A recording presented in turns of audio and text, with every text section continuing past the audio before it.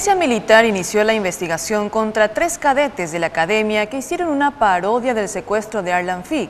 Los estudiantes son procesados por faltar contra la disciplina y realizar actos irrespetuosos.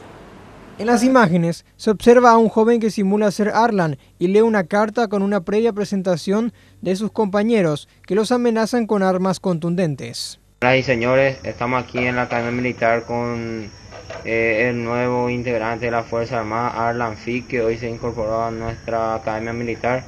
Lo pudimos secuestrar de la ciudad de Villaú, departamento de Concepción. Arlan, ¿tenés algo que decir a la prensa? Mamá, papá, soy Arlan, estoy bien y no quiero que la policía y las Fuerzas Armadas hablen mal del EPP. Me secuestraron por pollo, estoy en la academia con los cadetes de cuarto curso.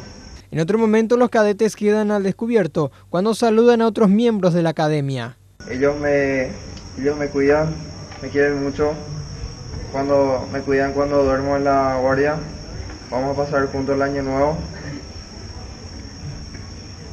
Estamos acá porque no estamos allá. Un saludo para los cadetes de Arma y Servicio, Aeronaval e Infantería y el Batallón Logístico.